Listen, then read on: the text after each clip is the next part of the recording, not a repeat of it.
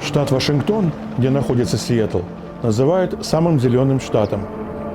У многих на слуху компании такие, как Boeing, Google, Starbucks, Amazon, Microsoft, которые находятся у нас в Сиэтле. Здесь родился Курт Кобейн, здесь могилы Брюса Ли и Джимми Хендрикса.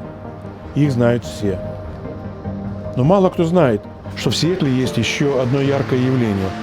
Это любительский хоккейный клуб «Лада», который создан выходцами из СССР, в котором играют представители многих бывших союзных республик, от Риги и до Магадана.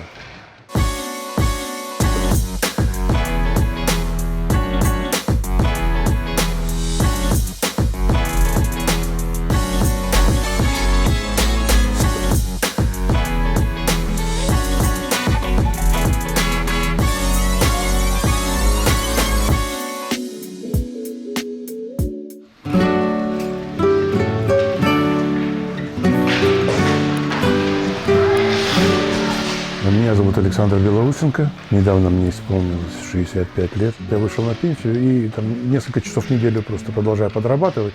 Судья-информатор на хоккейном поле. То есть не тот судья, который бегает по льду и со свистком, а тот, который включает табло, следит за временем, следит за сиреной. Ready? Okay, guys. Go! Это так называемая Pond League, пондовая лига. Понд по-английски значит пруд. Хоккей на пруду. Хоккей на маленькой площадке, 3 на 3. Игра без правил. Главным условием является хорошее настроение и отсутствие силовых приемов и грубости. По выходным дням ребята участвуют в официальных играх на большом льду, а по будням повышают свое мастерство в пондовой лиге. Меня зовут Алексей Белоусенко. В Америке я проживаю 25 лет. Приехал я из Риги, город Рига, Латвия. Занимаюсь я software quality assurance инженер, софтвер тестирую. И помимо всего я играю в хоккей. Сначала, когда мы собирали первую команду, нас было 5-6 человек буквально. И чтобы добить состав, набрали американцев. Начали играть в 2006 году летом. А потом, когда встал вопрос, как же команду назвать-то? Ну, с одной стороны, хотелось, может быть, и при этом показать какие-то наши полукорни какие-то, то есть, что мы там и выходцы из бывшего Советского Союза. Назвали «Ладой». Был еще прикольный вариант, это «Факел». Ну, в Америке «Факел» это слишком жестко.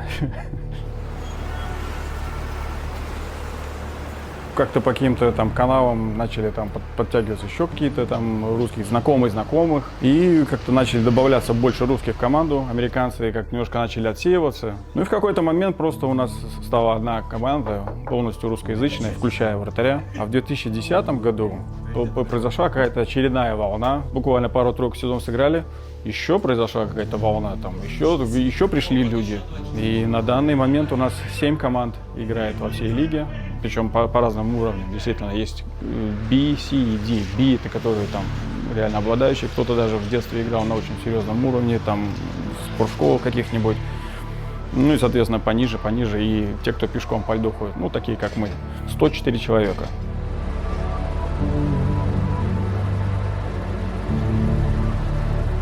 Леша как-то организовал эту команду, и как-то пошло. Это все было на моих глазах. Я приезжал, болел за ребят и все такое. В конце концов, я не выдержал тоже. Я купил форму, встал на коньки и потихоньку начал тоже, там тренироваться, играть. И даже где-то пару сезонов я был капитаном команды, в команде новичков. Ну, потом пару лет назад уже как-то возраст стал себе сказываться.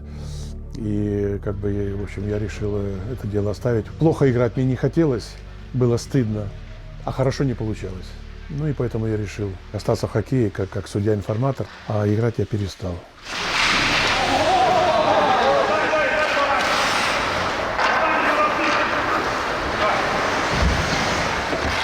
Меня зовут Шиханов Александр. Я приехал в 2004 году из города Владивосток. Приехал, ища свободы в бизнесе. В России не всегда можно делать все так просто. Есть всегда кто-то, кто может остановить. Попал на стройку, занимался всем, в принципе, чем можно, с целью научиться делать и понимать все, что касалось стройки. Для того, чтобы в будущем как бы строить уже большой бизнес. Никогда не хотел сфокусироваться на маленьком, хотел построить что-то большое. Но вот на сегодняшний день у меня ряд компаний, которыми я управляю. В хоккей попал в 2017 году. На сегодняшний день, наверное, я не могу это назвать по-другому, как это, наверное, самый лучший наркотик, который вообще можно найти. Я искренне люблю этот спорт, люблю свою команду. Все всегда начинается отсюда. Любая контратака, все начинается с провала в этой зоне. Лада сама по себе это такой уникальный организм, в котором собрался весь Советский Союз. В хорошем его, наверное, каком-то представлении есть все. Казахи, узбеки, русские, украинцы, молдаване, все. Это радует на самом деле, это сближает, потому что, учитывая сегодняшние все эти события, оставляет надежду, что мы все можем быть как бы там друзьями, братьями.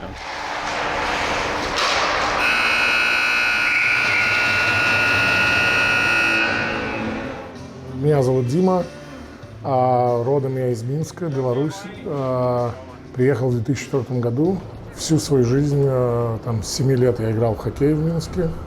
Поступил в университет и, будучи студентом, приехал в Америку. И вот с тех пор здесь живу. И у меня 2 бизнеса. Один столешницы, countertops делаем, а второй флоринг-компания. Делаем полы, плитки, паркеты и так далее. Это производство,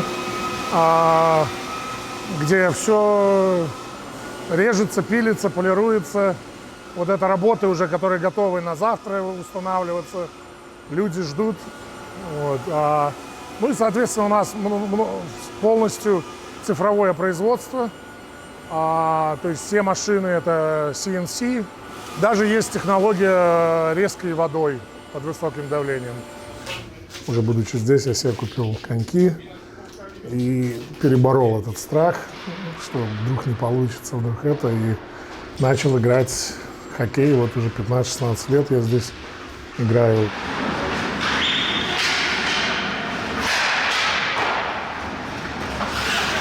Хоккейная команда – это чуть больше, чем просто там мы вышли на лед и вместе поиграли.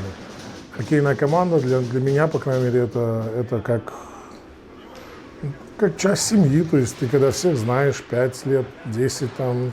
Я так скажу, что хоккей для меня это стал источником большого количества друзей и таких сильной дружбы. Я считаю, что «Лада» – это достаточно уникальное явление. Как правило, обладающие хоккеисты, они просто вливаются в американские команды и играют среди американцев. Чтобы были русские команды, я не слышал. А чтобы там была лига, в которой 7 русских команд, такого, по-моему, нет. Из Риги несколько человек, из Киева есть пару человек, из Донецка. Люди есть из Армении, из Баку, и разные там у нас на почве национализма не было никогда никаких разногласий вообще ни с кем, никогда, ни разу. Но мы все свои, мы все одинаковые, мы все мигранты, мы все в одной шкуре, в одних условиях находимся. Просто кто-то там больше зарабатывает, кто-то меньше, но спорт объединяет безусловно. Когда пошел играть в хоккей, все негативные эмоции, уходит все.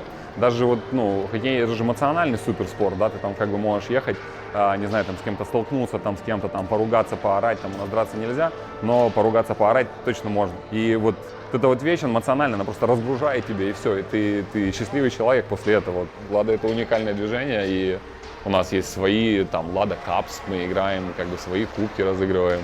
Единственное, про Ладу Капс всегда есть прикол, что это самый травмоопасный на самом деле из всех как бы игр, не знаю почему, но и слышал, что Лада Кап чаще всего заканчивается травмами. Меня зовут Данил, фамилия моя Гиазаров. Приехали мы сюда 6 лет назад. Я уроженец такой небольшой страны, Казахстан.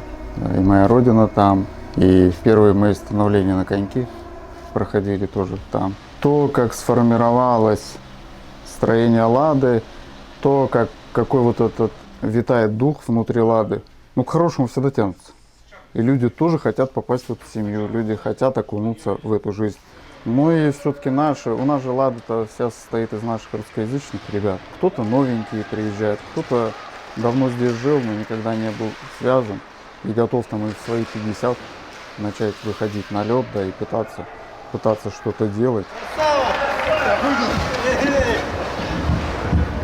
Хоккей у нас любительский, турнир у нас вроде любительский, но дядьки взрослые играют в этот хоккей и со своим запалом внутренним детским, да, и каждый старается выкладываться по максимуму.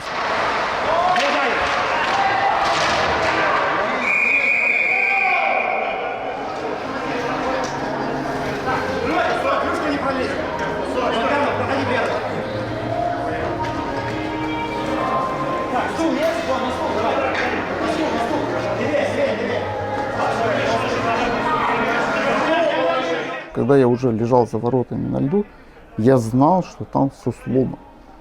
А еще нога сразу не имела, да, я же не шевельнуться не мог, ничего. И кричал громко.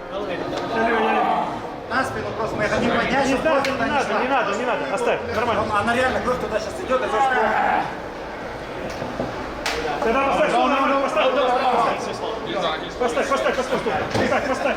Поставь.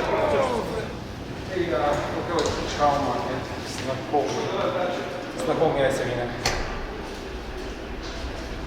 Я Уин Мерикл.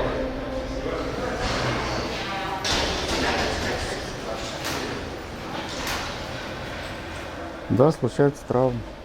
И травмы, наверное, в хоккее это такая неотъемлемая часть. И как бы ты ни старался, и тебя это коснется, вот меня это коснулось. В среду будут ставить титановые пластины и собирать все это на брусики, там на шурупчики. Мне звонили и продолжают звонить и писать там вся Лада. Все ребята. Вот, даже с кем я когда-то просто только взглядом виделся, даже эти ребята звонят, пишут, все предлагают свою помощь какую-то. И у всех практически есть такой вопрос: а вернешься? Я говорю, ну как не вернусь? Конечно, я вернусь.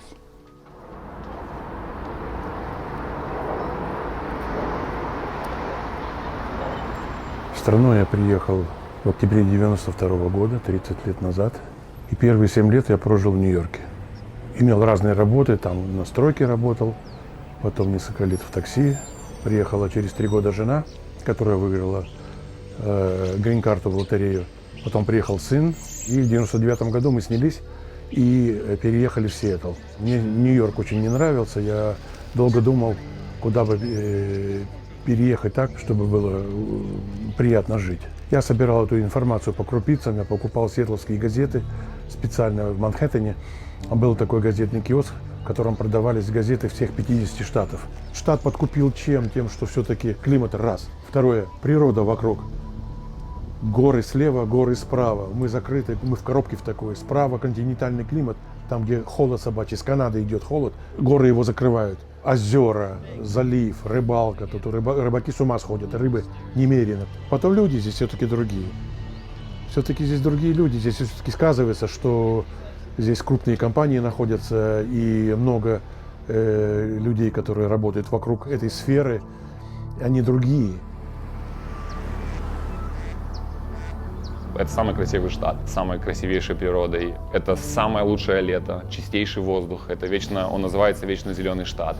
На сегодняшний день, наверное, такая, назовем, развивающаяся, назовем в какой-то мере силиконовая долина современная, да, то есть сейчас зашли представители всех IT направлений компаний. У нас находятся наши так называемые киты. Это Boeing, Starbucks, Microsoft, Amazon. Я вот когда приехал в 2004 году, никогда не забуду для меня постигший шок, поехав на вулкан гора Святой Елены. Туда шла дорога, асфальтированная дорога, просто прекраснейшего качества. И это тупиковая дорога, которая просто тебя приводит на гору Святой Елены, просто которая взорвалась. И ты приезжаешь сюда, и там стоит публичный туалет, который работает на сенсорах, еще тогда, там, получается, почти 20 лет назад. И там все красиво и чисто и убрано, туда ведет дорога. И ты задаешься вопросом, вот почему на простую гору, которая взорвалась там когда-то, может привести дорога асфальтная, а вот в других местах этого нету. И здесь на самом деле искренне вот так вот все создано для человека. Ну это 84-й скотный двор, да, это классика. Это сегодня самая главная книга. Чем мне нравится Америка, это то, что все в твоих руках и тебе никто не мешает. делай, что хочешь. Вот я завидую молодым. Вот я был бы молодой, да, я бы вот на следующий день пошел бы на курсы программирования в университет куда-нибудь там учиться на тот язык, который сегодня в тренде. Для молодых здесь непаханное поле, столько университетов, колледжей, где преподают разные профессии, какие тебе по душе. Ну вот Аксенова сканировал. Вот. Крайне доступно Фудзиям. Здесь у него стихи, тут какие-то эссе. Ну, библиотека началась в 2002 году. Это началось как-то спонтанно, неожиданно. Я даже даже в мыслях у меня не было чем-то подобным заняться. Идея была в том, что здесь огромное количество редких книг, которых не было в советских библиотеках, потому что их писали диссиденты. Это была Серебряный век, который был в Советском Союзе запрещен, не издавался. А здесь это все было, на полках стояло, это не было запрещено, но многие книги издавались на Западе вообще, потому что в Советском Союзе нельзя было это издавать. И поэтому поле было непаханное.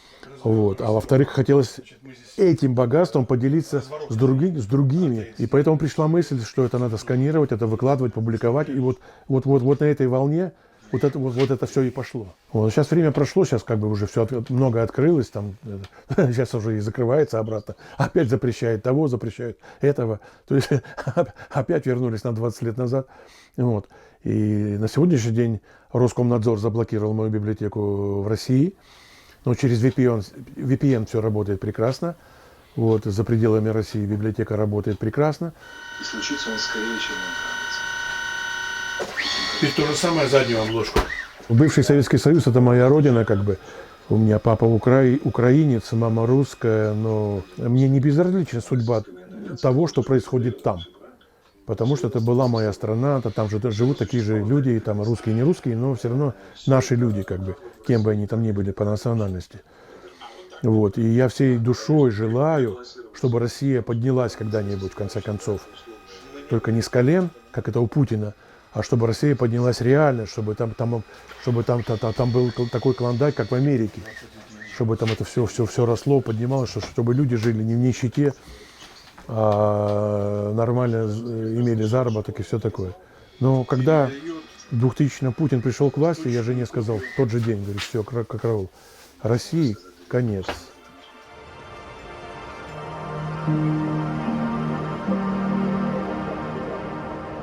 Мы живем в таком месте, где много людей с деньгами, потому что здесь программисты, какие-нибудь там строители. Здесь был строительный бум последние лет, после кризиса 2008 года. Все идет просто вверх полностью. Здесь очень большое движение айтишных компаний, айтишных, технологических, как Microsoft, который был создан здесь, Amazon, многотысячная компания. Также здесь есть компании Google, Facebook. То есть практически все компании, которые на слуху связаны с технологиями, они здесь есть. Но если у людей есть деньги, их надо куда-то девать. Ну, а так как хоккей это фан, почему не поиграть в хоккей? И вот, наверное, это тоже помогает, конечно, всеобщему росту.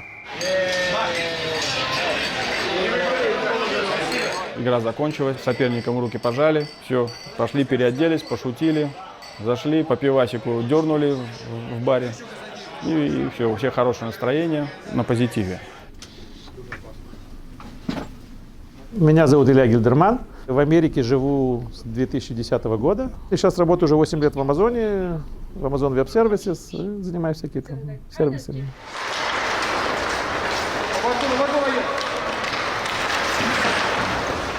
Хоккей. И я пришел на тренировку. Тогда был там один парень вел, тренера не было. Мне очень понравилось, все бегали, что-то так, никто ничего не умел, я понял, что я там быстро валюсь. И с тех пор мы все вокруг этого живем. Меня зовут Мураджик Слыков. В Америке уже больше половины жизни, уже почти 29 лет. Приехали мы из Казахстана, прожили 5 лет мы в городе Рино в Неваде, а потом приехали в Сиэтл по работе. Работаю я в компании, которая называется Bluetooth. У меня под началом пару групп программистов.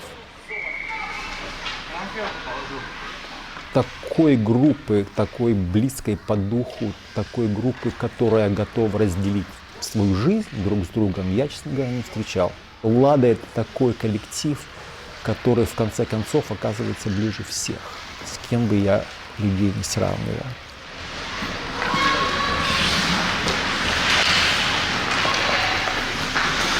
Мы проводим время вне хоккея вместе, мы вместе путешествуем, мы вместе отдыхаем, мы просто встречаемся. То есть это самые близкие люди, которые у нас есть. Поэтому я думаю, что многие люди находят то же самое, и они присоединяются к этой команде.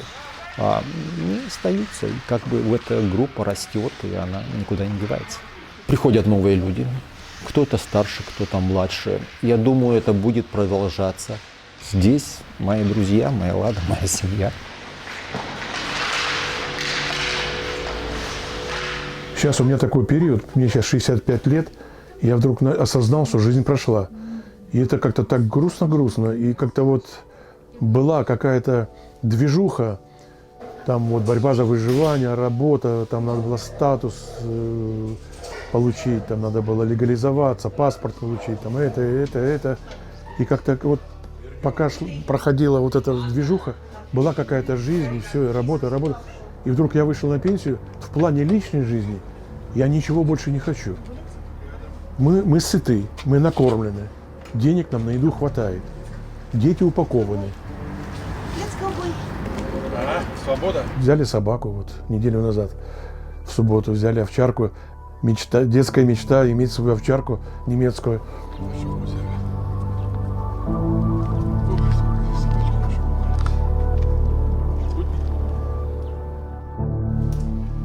С первого же дня, как мы приехали сюда, пришлось много работать. Первая работа, чаще всего она тяжелая. У меня была стройка. Я взял в руки молоток и пошел. Сейчас у меня компания, мы делаем ремодулы, ремонты для клиентов. Что касается английского языка, я, наверное, скажу так, что у меня его до сих пор нет. Поэтому я вот сейчас хожу в колледж, Белый комьюнити колледж, хожу и учу английский язык. Мне кажется, что для меня «Лада» — это такая некая уже религия. Да, это семья. Да, ты ждешь каждый день эту тренировку. Сегодня, еще только понедельник. А когда же среда-то? На лед.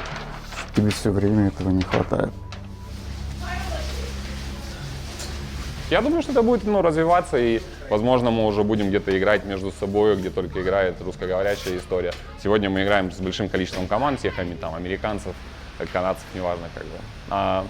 Я желаю только развития этому. Давай, готовы? Раз, два, три.